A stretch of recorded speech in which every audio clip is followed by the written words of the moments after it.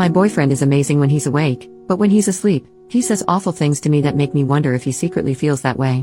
I, 25F, need to preface this by saying that when my boyfriend, 25M, is awake, he is wonderful and I couldn't be happier. We laugh and joke all day and spending time with him in general is truly a joy. Yes, I mean this. No, he doesn't upset me at all when he's awake. Also, for some background, he works night shifts at a job he really hates, so when he comes home, he likes to just relax and unwind, usually with whiskey or beer. Typically we cuddle or I massage his back and legs until he's drunk enough to fall asleep. He doesn't need alcohol to fall asleep. He can fall asleep fine without it. I just meant that the alcohol makes him fall asleep quicker than usual. I have insomnia, so I usually end up staying awake for a while after he falls asleep. I'm also really sensitive to aggressive tone of voice due to some past trauma. He only really talks in his sleep if I shift too quickly or try to move him over a little bit if I have no room on the bed or if I move the blanket too much and it disturbs him. He usually snaps at me saying quit effing moving. Or can you please effing stop, or oh my effing god, just things in general that give off an indication that he's really annoyed with me. There's also been a couple unprompted times where he's stirred or rolled over, I guess disturbing his own sleep, and said things like I can do better than this, etc. Because of my sensitivity, I usually end up crying over these things. I try to make it a point not to bring up the things he says or does in his sleep, unless they're funny, which sometimes happens, because, for one, I really don't think he can control it, and two, when I have brought up things he said, he always ends up feeling horribly guilty for the things he says, and that makes me feel guilty for saying anything. Last night, in his sleep, he ripped my blanket away from me. We sleep with separate blankets because this has been an issue in the past, and tucked it under himself and his own blanket. It was really cold in the room, so I tried to take it back, but he grabbed my hand and shoved it away. I didn't want to have to wake him up, but he's a lot stronger than me, and no matter what I tried to do, I just couldn't get the blanket back. I shook him gently and kept saying, "Baby, can you please give me back my blanket?"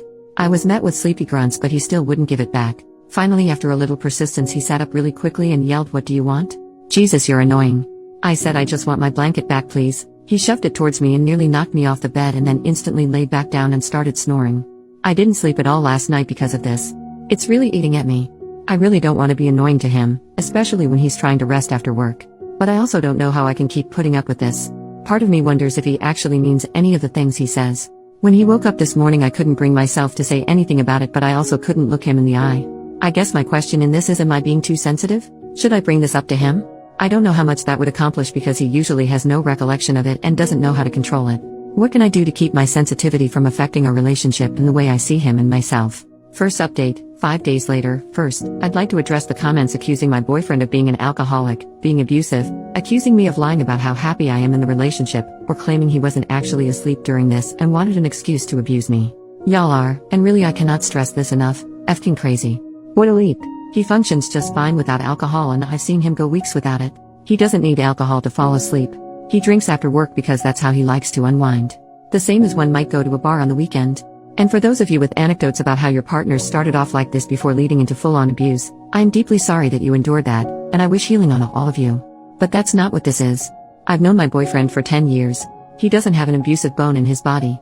Now on to the update. Shortly after I made this post, I asked him if he thought I was annoying. He said of course not, and asked me what prompted the question. When I brought up what he did in his sleep, he got very quiet for a short while and then asked, "Why didn't you slap the SHT out of me?" Which made me chuckle quite a bit. He then went on to say that he would prefer I tell him about the things he says in his sleep, stressing that if he crosses a line like that ever again, I have full permission to smack the life out of him. I never would. I asked him if it was a possibility that the alcohol was making his sleep more restless, and he said maybe, I don't know. I then asked him if it would be a possibility to try going a couple nights without alcohol, and he agreed. Since then, our co-sleeping has been wonderful, restful, and peaceful, except for the night before last. He shook me awake while I was sleeping, and I asked him what was up. Baby, I'll show you. I had no idea what he was talking about, so I asked him. He said, "I'll show you." I said, "Baby, are you still asleep?" "Yeah. I'll show you." He instantly started snoring again. I must have giggled myself back to sleep. Anyways, I wanted to thank everyone for the kind advice, and we've decided to cut alcohol out before bed as it seemed to help immensely. Bless. Final update, 2 years and 4 months later. Hi. It's me again. Going back and reading these posts was insanely difficult. I want to kick myself for how deep in denial I was. Everyone in the comments was telling me that my boyfriend is an alcoholic, and I fought so hard against that. But it was true. A few months after my last post, I had an epiphany moment. It was 3 a.m., and he was drunk. He begged me to make him a pot of spaghetti because he liked the way I cooked it. I asked him if he would strain the pot for me, because the pot we had didn't have thermal safe handles, or whatever they're called, and I often would burn myself trying to do it on my own. He grumbled for a bit and said fine. But after less than 5 minutes he said he was going to hang out in our bedroom.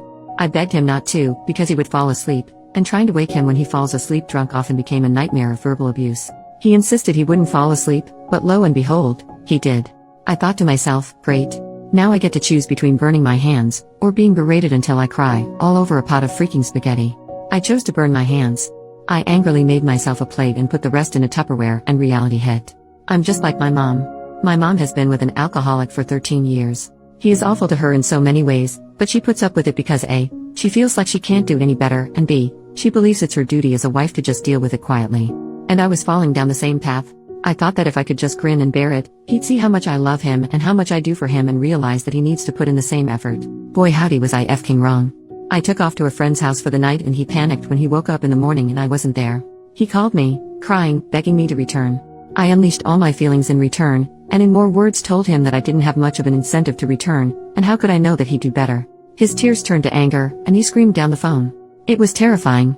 I ended up going back home to collect some things, and told him that I needed to separate from him because I didn't know how to help him anymore, and as deeply as I loved him, I couldn't stay and watch him kill himself any longer. I'll never forget the look he gave me. It was like I had kicked him in the stomach. I stayed with my friend for a month or so, with little to no contact with him. I ended up having to return to collect the rest of my stuff, and I noticed something strange. He had always been kind of a slob, leaving empty beer and liquor bottles on the floor beside his bed, but when I returned, by the side of his bed were only tea, soda, and water bottles. His face was less sunken, and he didn't smell like beer at all. When he went to the bathroom, I took a sneak peek in his garbage can just to be sure. It was full, but there were no signs of anything alcoholic. He caught me peeking, and asked what I was doing. He then told me that he hadn't touched alcohol since the day I left.